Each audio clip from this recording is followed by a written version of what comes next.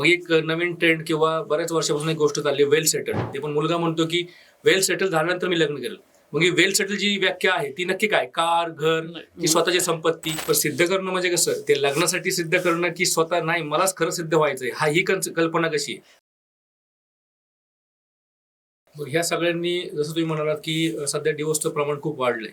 मग पुन्हा मी थोडंसं मागे येईल की इन्कम तुम्ही जसं म्हटलं फायनान्शियली इंडिपेंडंट झाल्यात विमेन किंवा महिला किंवा मुलीही, आणि दुसरी गोष्ट मुलंही आहेत.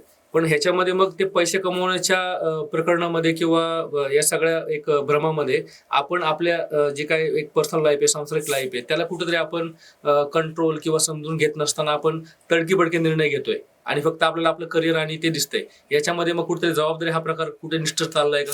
नाही, त्याच्यामुळे डिवोर्सचं प्रमाण वाढले असे कुठे? नाही, डिवोर्सचं प्रमाण याच्यासाठीच वाढलेलं आहे की प्रत्येक जण आता सेल्फ डिपेंडंट झालेला आहे. आणि आता असं वाटतं ना आजच्या मुलांना की मुलींना पण की आज मी अर्न करते, मी 50,000 मी 60,000 अर्न करते. म्हणजे पूर्वी काय व्हायचं की लग्न केल्यानंतर ती जी स्त्री असते ना तिची पूर्ण जबाबदारी त्या पुरुषाला म्हणजे तो पूर्ण सगळं तिचं सगळं पालन पोषण करणं, तिचा सगळा सांभाळ करणं हे तिच्यावर असायचं. ती पूर्णपणे त्याच्यावर डिपेंड असायची.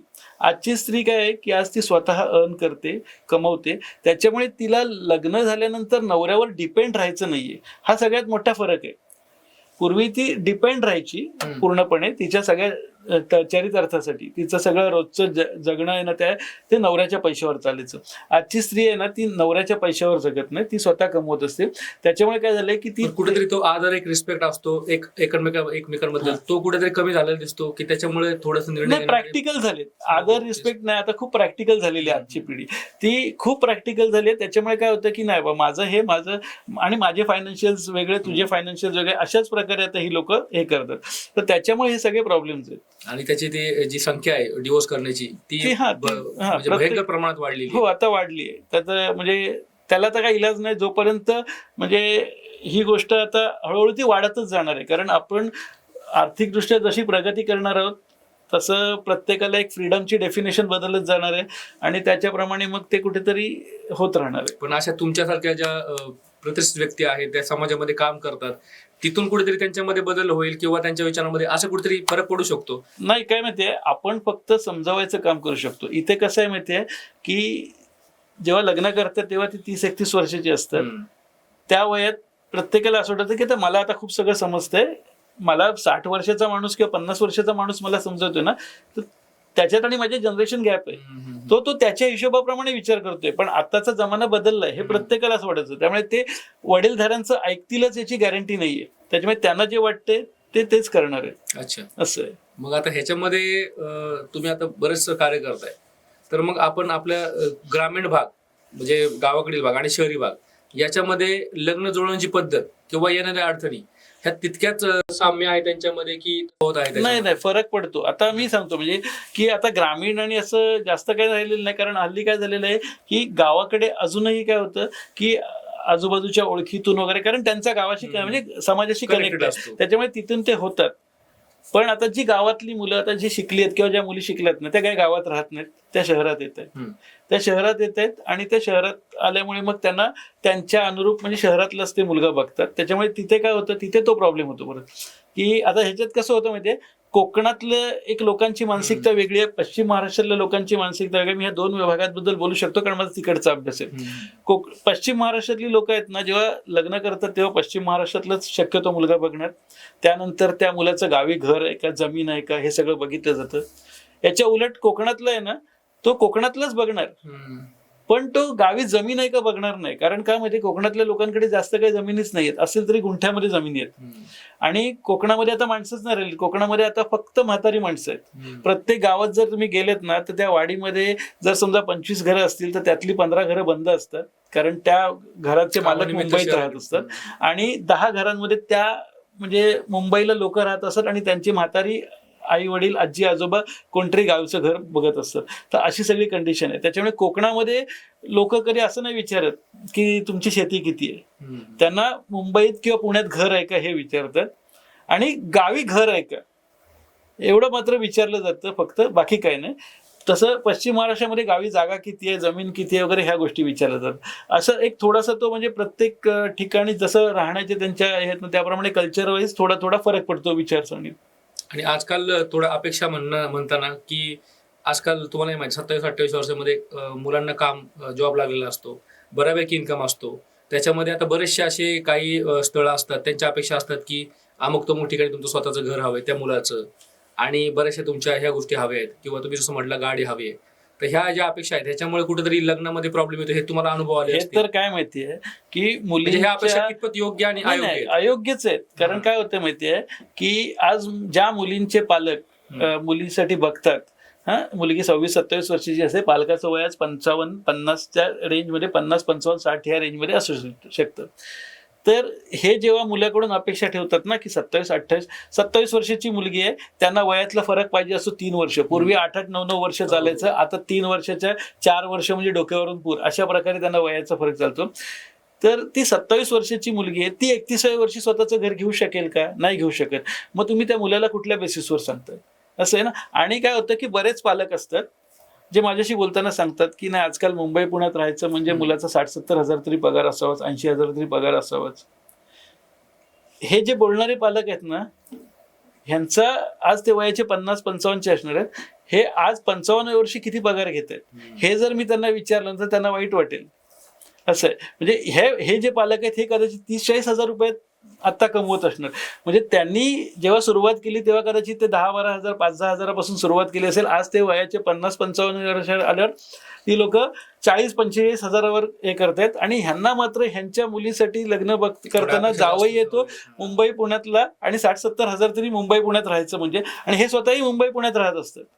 म्हणजे हे स्वतः मुंबई पुण्यात राहत आहेत, हे 40 हजारात घर चालवत आहेत, पण जावयाचा 60-70 म्हणजे मुलाचा म्हणजे मुलीसाठी जो काय बघणार त्याचा 60-70 हजार पगार पाहिजे ही अपेक्षा असते. आणि तेही किती तर 27-28 वर्षी.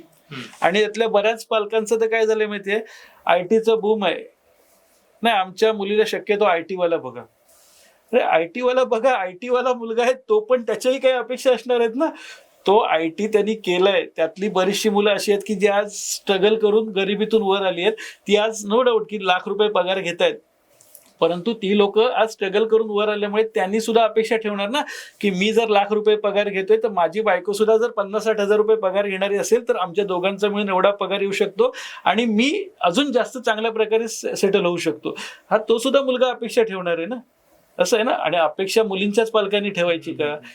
मुलांनी पण ठेवल्या पाहिजेत, कारण मुलं सुद्धा लग्न करणार आहे, सो त्यांच्याही अपेक्षा असल्याच पाहिजेत आणि असाव्यात. त्यामुळे एकाच बाजूने अपेक्षा आणि दुसऱ्या बाजूने अपेक्षांचा भार त्याच्यावर असं होणार नाही आता. त्याच्यामुळे ते दोन्ही बाजूनी असतात आणि मुलांच्याही अपेक्षा असतात. म्हणजे अपेक्षावरून, किंवा तुम्ही आयटी बूम म्हटला त्याच्यावरून मी एक लेख वाचला होता. त्याच्यामध्ये तुमच्यासारखे एक प्रतिष्ठित व्यक्ती होते जे समाजासाठी सेम काम करत होते, कार्य करत होते. त्याच्यामध्ये असं सांगितलं होतं की मुलाकडनं जी अपेक्षा केली जाते, आयटी मध्ये आहे, तुम्हाला 15 ते 20 लाखाचं पॅकेज आहे, त्याच्यामुळे आम्ही तुमची मुलगी किंवा मुलीचं लग्न लावून दिलं जातं, त्यांनी फ्लॅट घेतलेला असतो किंवा हप्ता चालू असतो. पण मुद्दा असा आहे की जर उद्या समजा त्या कामाला रामराम लागला तर मग काय? नाही, म्हणून सांगतो ह्यासाठी मग काय? आता ह्याच्यात कसं आहे माहितीये की चालती परिस्थिती बघितली जाते असं कुठेतरी होतंय, तुम्हाला असं वाटत नाही का? नाही, हा आता ते तर आहे की आता सध्या जे काय चालू आहे, कारण मुलाचं कर्तृत्व बघणार म्हणजे मग तेच बघणार ना. कारण का तो मुलगा 31व्या वर्षी स्वतःचं घर घेतो हीच खूप मोठी गोष्ट आहे. नो डाऊट की ते घर त्यांनी लोनवर घेतलेलं असणार, पुढची 20 वर्ष तो ते हप्ते भरणार आहे वगैरे, ते सगळं आहे. पण आता सध्या तेच बघितलं जातं, जी करंट सिनारिओ आहे तो त्याच्याप्रमाणे 2 महिने समजा ते जॉब गेला किंवा सगळंच. आता कसं होतं माहितीये, मी आता सांगतो की आयटी आता इंजिनिअरिंग करणारी भरपूर मुलं आहेत, पैशाला पासील झालेत. कारण प्रत्येक पालकाला असं वाटतं की आपल्या मुलाने इंजिनिअरिंग करावं, कारण का तर इंजिनियर केला तर तो चांगला पैसे कमवेल, चांगला अर्न करेल. पण आता हे इंजिनिअरिंग सुद्धा असं झालेलं आहे की जेव्हा तुम्ही ना म्हणजे एखादी गोष्ट कमी संख्येने असते तेव्हा तिचं महत्व जास्त असतं, आणि जेव्हा ती संख्या वाढते ना तर त्याप्रमाणे तिचं महत्व कमी होतं. आता इंजिनियर्स भरपूर झाल्यामुळे काय झालंय की आता तिथे स्किलवाले आले, म्हणजे स्किल बेस आता सगळं, म्हणजे ज्याच्याकडे स्किल आहे त्याला मरण नाही आजच्या ह्याच्यात. कारण का तर तो स्किलवर त्याच्या दुसरा जॉब मिळवणारच आहे. परंतु जो स्किल बेस नाहीये की जो फक्त त्यांनी कसं तरी करून ती नोकरी मिळवली ना, तर तशा यांची मग ते अडचणी आहेत असं. त्यामुळे मी मुलींना सांगतो की जर मुलगी तेवढीच कॅलिबरची असेल तर ती त्या मुलाशी जेव्हा चर्चा करेल ना तेव्हा तिला समजेल की बाबा हा मुलगा पण टॅलेंटेड आहे, ह्याच्यात स्किल आहे, सो तो त्याच्या फील्डमध्ये सर्व्हाइव्ह करू शकेल किंवा समजा वेगळं काय असेल तरी तो करू शकेल. ही ती मुलगी समजू शकते, मुलीचे पालक नाही समजू शकत. पालक फक्त करंट सिनेरिओ बघू शकतात की हा मुलगा ₹1,00,000 कमवतोय, ठीक आहे, मग आपल्या मुलीसाठी चालेल. परंतु कदाचित ₹1,00,000 कमवणारा मुलगा त्या 70-80 हजारवाली मुलगी जी किंवा 50,000 वाली मुलगी असेल तर तिला तो योग्य नाही वाटणार जर नीट तिच्याशी चर्चा केली किंवा काय असं आहे. मग आता ह्याच्यामध्येच जसं की आता बरेचसे केसेस तुमच्याकडे असे आले असतील किंवा तुम्ही ऐकले असतील, काही लग्न झालेली आहेत पण एक 2 महिन्यात 6 महिन्यामध्ये त्यांचा डिवोर्स झालाय आणि मग त्या मुलींनी केस फाईल केली की डिवोर्स झाल्यानंतर जे आपण पोटगी वगैरे तो प्रकार म्हणतो, ह्या बऱ्याचशा केसेस आपण आज ऐकतो. ह्याचं होण्याचं कारण काय मग? नाही, हे तेच आहे ना की तुमचं जेव्हा विचार जुळत नाही, काय नाही होत आहे, पण तेव्हा मग ते आपण म्हणजे असं का होत नाही की तुम्ही जर म्युच्युअली तुम्ही जर वेगळं होताय तर मग त्या गोष्टीवर तुम्ही डिमांड करणं ह्या गोष्टी नाही. आता काय असं होतं की जर मुलगी आहे ना ती जर तेवढी अर्न करत नसेल ना तर तिचे पालक हे करतात. पण आता काय होतं माहितीये, आता परत तेच झालेलं आहे की मुलांचं लग्नाचं समस्या आहे ना, तसं डिवोर्समध्ये पण तेच झालेलं आहे की डिवोर्सी मुलींची लग्न होत आहेत पण डिवोर्सी मुलांची लग्न होत नाहीयेत. डिवोर्सी मुलींना लग्न न झालेली मुलं लग्न करतायत. कारण का, तर त्यांना त्यांच्या कॅटेगरीमध्ये मुली मिळत नाहीये. त्याच्यामुळे काय होतंय की आजकाल मुलींनी डिवोर्स घेतला तरी तिला 1-2 वर्षात तिला इक्विव्हॅलंट नाही म्हटलं तरी थोडंफार ऍडजस्ट केलं तरी तिला मुलगा मिळू शकतो. पण मुलांची अवस्था वाईट आहे. डिवोर्स झाल्यानंतर का, तर लग्न न झालेली मुलं डिवोर्सी मुलीशी लग्न करतात, पण लग्न न झालेली मुलगी कधीच डिवोर्सी मुलाशी लग्न करत नाही. मग तिचं भले वय कितीही वाढू देत, म्हणजे ती 38 काय 40 वर्षाची झाली ना तरी ती बोलते की मी थोडीच अशी आहे. म्हणजे डिवोर्स होणं, पूर्वीच्या काळचा डिवोर्सचा कन्सेप्ट वेगळा होता की तो कुठेतरी तो पुरुष तो खरोखर काहीतरी त्रास किंवा जाच करायचा वगैरे किंवा वाईट असायचा मनोवृत्तीचा, म्हणून तो डिवोर्स व्हायचा. आजचा डिवोर्स हा त्या कारणासाठी होत नाही. आजचा डिवोर्स हा काहीतरी फायनान्शियल मॅटर किंवा बाबा आम्हाला एकमेकांना कॉम्पॅटिबल नाही होत अशा कारणास्तव होतो. त्याच्यामुळे एकमेकांना कॉम्पॅटिबल नसलेली व्यक्ती दुसऱ्या 2 व्यक्तींशी कॉम्पॅटिबल होऊ शकतात. आणि ती लोक तशी पण उदाहरणं आहेत किंवा 2 व्यक्तींचा डिवोर्स झालाय परंतु त्यांचं 2 वर्षांनी त्यांचं दुसऱ्या 2 व्यक्तींशी लग्न झालं आणि ती लोक व्यवस्थित संसार करतात. पण मुली डिवोर्सी मुलाशी कधीच लग्न करत नाहीत ज्या नेव्हर मॅरिड आहेत ते. हे आज आहे कारण, आणि ह्याला कारणही आहे की मुलींची संख्या कमी आहे.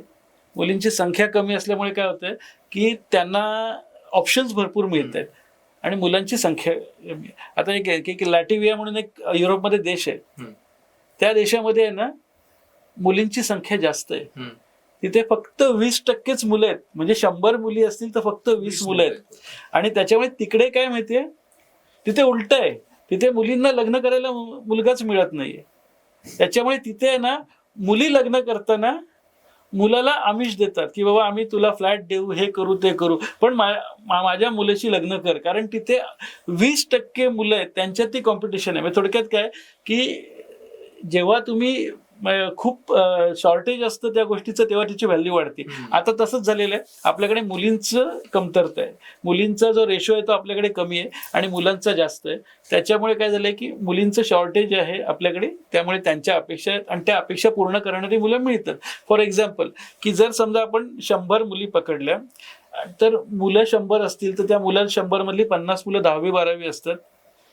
मुली 99 मुली आहेत ज्या ग्रॅज्युएशन आहेत कमीत कमी, आणि ग्रॅज्युएट झालेली मुलगी आहे तिला 12वी वाला मुलगा नको असतो. मग भले तो स्वतः काहीतरी त्यांनी व्यवसाय करत असेल आणि चांगला करत असेल तरी पण नाही, तिला ती बोलते की नाही मी ग्रॅज्युएट आहे तर मला, म्हणजे ती त्या लेवलला कुठेच कॉम्प्रोमाइज करायला मागत नाही. फार क्वचित एखादी केस केली जाते, नाहीतर मला पदवीधर तर पाहिजेच. त्याच्यानंतर मग इन्कम आलं. तर अशा सगळ्या गोष्टी होतात ना. त्याच्यामुळे काय होतं की 99 मुली असतात, त्यातल्या साधारणतः 40-50 मुली त्यांच्या इतर याच्यामध्ये त्यांच्या हे करून ते त्यांच्या इक्विव्हॅलंट शोधून निघून जातात. उरलेल्या ज्या काही मुली आहेत त्या मग काय होतात, वेट अँड वॉच. म्हणजे अक्षरशः 2-2 वर्ष सुद्धा मुली थांबतात लग्नासाठी सुरुवात केल्यानंतर. का, तर मला असंच पाहिजे, मला तसंच पाहिजे. आणि त्यांच्या नशिबाने त्यांना ते मिळतं. कसं होतं, 2 वर्ष थांबले ना तरी पण मिळतं. तर माझ्याकडे एक उदाहरण होतं. एक 10वीची मुलगी आली होती आमच्याकडे आणि दिसायला खूप छान होती. तर काय झालं, आम्ही आता 10वी-12वीच्या मुलांच्या अशा पल्लवीत झालेल्या की चला म्हणजे एक आपल्यासाठी एक मुलगी आली आहे, पण त्या मुलीला इंजिनियर मुलगा भेटला, त्यांनी लग्न करून मोकळा झाला. तर तो डिप्लोमा इंजिनियर होता, काहीतरी मला वाटतं 40-50 हजार कमवत होता. त्याने विचार केला की नाहीतरी मला मुलीच्या इन्कमची अपेक्षा नाहीये, मला बीकॉम झालेली मुलगी मिळत नाहीये. कारण का, तर ती म्हणते एवढाच पगार पाहिजे आणि असंच पाहिजे तसंच पाहिजे. तर ठीक आहे, मला 10वी तर 10वी चालेल, मला काय उत्पन्नाची तिच्याकडून अपेक्षा नाहीये. त्याने लग्न करून मोकळा झाला. तो सुटला. 10वी-12वीच्या मुलांना एकाचं जरी भलं झालं असतं, परंतु ती लोक परत वाट बघत बसली. असं आहे. त्याच्यामुळे मुलींची लग्न होतात, त्या 2 वर्ष थांबल्या, वर्ष थांबतात, त्याच्यामुळे त्यांना त्यांच्या अपेक्षेप्रमाणे मिळतं. काही वेळेला त्या अपेक्षा खूप जास्त असतात. फॉर एक्झाम्पल की मला गव्हर्नमेंट सर्वंटच पाहिजे किंवा काय. अशा वेळेला मात्र त्या मुली रखडू शकतात. आणि त्या रखडल्यानंतर रखडलेल्या मुलांचं एक वेगळं हे आहे. म्हणजे माझ्याकडे अशीही मुलं आहेत की जे आज 35, 36, 37 वर्षाची आहेत, की ज्यांचं इन्कम सुद्धा चांगलं आहे, अगदी 20-20 लाख कमवणार आहेत. पण त्यांचं असं झालं ना की ते आता ना लोक काय म्हणतील, म्हणजे त्यांनी त्यांच्यात लग्नाच्या वयात त्यांनी ना अनेक चांगली प्रपोजल्स नाकारली, कारण त्यांच्या इच्छापेक्षा खूप वेगळ्या होत्या, हाय होत्या. आणि आता काय झालंय, आता हे कसं आहे माहिती ना, की ही फॅक्टरी नाहीये की दरवर्षी प्रॉडक्ट येतात मार्केटमध्ये, पण ते कमी एजचे असतात, त्यांचं वय वाढत जाते. त्यामुळे नवीन येणारे जे काही आहेत ना, ते त्यांच्यासाठी योग्य नसतं, त्यांच्यासाठी अवेलेबलच नसतं. पण त्यांना हे लक्षात येत नाही की आता त्यांच्यासाठी ऑप्शन्स दिवसेंदिवस हळूहळू कमी होत जात आहेत. त्यामुळे उरलेले जे ऑप्शन्स आहेत ना, त्याच्यातून तुम्हाला निवडायचे, तडजोड करायची आहे. पण ती तडजोड केली तर ना मग असं होतं ना की अरे मग लोक बोलतील मग ह्याला हेच करायचं होतं, मग त्यांनी 10 वर्षापूर्वीच का नाही केलं. तर ह्या लोक काय म्हणतील किंवा जगाच्या ह्याच्यासाठी काही लोक आहेत ना, ती लोक अजूनही. आता परवाच माझ्याकडे उदाहरण होतं, एक 38-39 वर्षाचा मुलगा आहे, तो गेली 3-4 वर्ष आमच्याकडे आहे. त्याच्या मामाने फोन केला मला आणि बोलले माझा भाचा असा असं आहे. तर माझ्या लक्षात आलं, बोललो कोण, हा का, हा तो वकील आहे, हा वकील आहे. तर बोललो बघा, बोललो एक मुलगी आहे, त्याला ती दुसऱ्या त्या कम्युनिटीची होती. बोललो ही मुलगी आहे, ही त्याला दाखवा, जर समजा पसंत असेल तर मला सांगा, मी त्या मुलीशी बोलतो. कारण तिचे सुद्धा पसंती आहे ना, कारण ती जेव्हा 38 वर्षाची राहिली आहे तर तिच्याही काही अपेक्षा आहेत, त्यामुळे त्या पूर्ण होत नाहीत म्हणून ती राहिली आहे. सो बोललो हे करायला लागेल. तर सांगतो की नाही मला पसंत नाहीये. आणि एक मुलगी त्याच मुलाला मी सुचवली होती, त्या माझ्या ओळखीचीच मुलगी होती, तिला सांगितलेलं हा मुलगा, त्यामुळे मला ह्याच्याशी लग्न करायचं नाही, ह्यांनी मला नकार दिलेला. हा, म्हणजे मला तेव्हा नकार दिलेला, सो मला आता त्याच्याशी लग्नच करायचं नाही. म्हणजे हे अशा प्रकारे ना कुठेतरी अडकून राहतायत आणि त्याच्यामुळे लग्न व्हायची वेळ निघून चालली, वेळ निघून जाते. नाही गांभीर्य, म्हणजे अगदी 42-43 वर्षाचे, म्हणजे ज्यांचं आता म्हणजे मुलं आता 8वी-10वीत गेली असती ना, तर ती मुलं अजून लग्नाच्या प्रतीक्षेत आहेत. असं आहे. आणि ह्यांचं काय होणार आहे, कसं होणार आहे ते माहित नाही. आता कसं होतं माहितीये, आजच्या पिढी अर्न करते, त्याच्यामुळे ना मगाशी सांगितल्याप्रमाणे की आपण फक्त मुली लग्न म्हणजे पैसे म्हणजे नवऱ्यावर डिपेंड राहण्यासाठी लग्न कर, तर काय मला गरज नाही, मी माझं अर्न करते, मी माझं लाईफ जगू शकते. आणि आत्ता कसं आहे माहितीये, तुम्ही आता धडधाकट आहात, तुम्हाला आता कोणाची गरज नाहीये, तुमच्याकडे पैसे आहेत, तुम्ही पैसे टाकाल आणि वाटेल ती गोष्ट तुम्ही मागवू शकता, तुम्हाला केअरटेकर घेऊ शकता, जे काय असेल, तुम्ही तुमचे मित्रमैत्रिणी आहेत, नातेवाईक आहेत, सगळ्यांबरोबर एन्जॉय करता, पैसे आहेत. पण तुमच्या कुटुंबीय आई वडील काय तुमच्या आयुष्याला पुरलेले नाही आहेत, तुमचे भाऊ बहिणी असतील ते त्यांच्या संसारात गुंतणार आहेत, त्यांना त्यांची मुलं बाळं झाली की ते तुमच्याशी त्यांचा कनेक्ट हळूहळू कमी होणार आहे. तुमच्या मित्रमैत्रिणींची पण सेम केस आहे, ती त्यांच्या संसारात गेली की हळूहळू ते तुमच्यापासून लांब राहणार आहेत. किंवा ते म्हणजे तुमचं हळूहळू सर्कल कमी होत जाणार आहे. आणि वयाच्या 50 नंतर खरं पार्टनरची गरज लागते, हे सगळ्यात महत्वाचं आहे. आज तुम्ही 26-27 वर्षी तुमची गरज वेगळी असते, पण वयाच्या 50 नंतर ना तुमच्यात एक बॉन्डिंग झालेलं असतं, तुम्ही एकमेकांचे झालेले असतात, तेव्हा तिथे कुठलं आहे ना म्हणजे हे नसते. तर त्यामुळे काय होतं की तिथे जर तुम्हाला पार्टनर नसेल ना, आणि वयाच्या 50 नंतर ना जमिनीवर बसलेल्या माणसाला उभं राहण्यासाठी जमिनीला हात लावावा लागतो. कारण काय, तर तुमचं शरीर हे कायम तसंच राहत नसतं, तुमचं शरीर हे थकत असतं. आणि तेव्हा थकल्यानंतर तुम्हाला एकमेकांची काळजी घेणं आहे ना, हे नवरा बायको एकमेकांची जास्त चांगली काळजी घेऊ शकत. तुमची मुलं, तुम्ही मुलांवर डिपेंड नका राहू, कारण काय तर मुलं त्यांच्या सर्कलमध्ये जाणार आहेत, पण तुमचा नवरा किंवा तुमची बायको आहे ना, हे तुमच्यासाठी तुमच्या शेवटपर्यंत तुमच्या एकमेकांबरोबर राहणार आहेत. त्याच्यामुळे हे समजत नाही आजच्या पिढीला. जी तरुण पिढी बोलते ना की मी माझं बघेन, मला काही प्रॉब्लेम नाही, तर त्यांना आता कदाचित रोबोट पण येतील, कदाचित तुमची केअर घेणारे, पण रोबो जरी आला तरी तो तुम्हाला तुम्ही सांगाल ते कामं करेल, तो तुमच्या ऑर्डर्स फॉलो करेल, तो तुम्हाला इमोशनली कनेक्ट नाही होणार आहे, कारण रोबोमध्ये अजून इमोशनली यायचे आहेत. तर त्याच्यामुळे काय माहितीये, इमोशनली तुमचा लाईफ पार्टनर तुमच्याशी इमोशनली कनेक्ट होऊ शकतो. त्याच्यामुळे तुम्हाला प्रत्येकाला म्हणजे लग्न करणं हे त्यासाठी गरजेचं आहे की तुम्ही वयाच्या 50 नंतर 55 नंतर जेव्हा तुम्ही संसारिक जबाबदारीतून मुक्त होत असताना तेव्हा तुमची मुलं तुमच्यापासून लांब जातात. ती मुलं त्यांच्या सर्कल, त्यांचं स्वतःचं एक सर्कल तयार होतं. ज्याप्रमाणे आता तुम्ही तुमच्या आई वडिलांच्या सर्कल पासून वेगळं स्वतःचं सर्कल क्रिएट करताय, तर त्याप्रमाणे तुमची मुलं सुद्धा एका वेगळ्या सर्कलमध्ये जाणार आहेत. ती तुमच्याजवळ काही कायम राहणार नाहीयेत. तर त्यामुळे तुम्हाला तुमचा लाईफ पार्टनर हाच तुमच्या बरोबर असणार आहे. तर त्याच्यामुळे लग्न करणं हे प्रत्येकाने गरजेचं आहे, हे माझं मत आहे. अर्थात माझ्या मताशी आजची पिढी कदाचित सहमत होईल असं नाही, कारण ते आता त्यांच्यात एनर्जी आहे, ताकद आहे. आज त्यांना असं वाटतं की मी लात मारीन तिथे पाणी काढीन, तसा प्रकारे माझ्याकडे पैसे आहेत सगळे, सो मला गरज नाही आहे पार्टनरची. मुलींचा तर बऱ्याच मुलींचा असा ॲटिट्यूड असतो. परंतु ह्याच आजच्या ज्या 35शीतल्या मुली आहेत, ह्या अजून 25-30 वर्षांनी काय म्हणतील ना, हे मला ऐकायला आवडेल नक्कीच.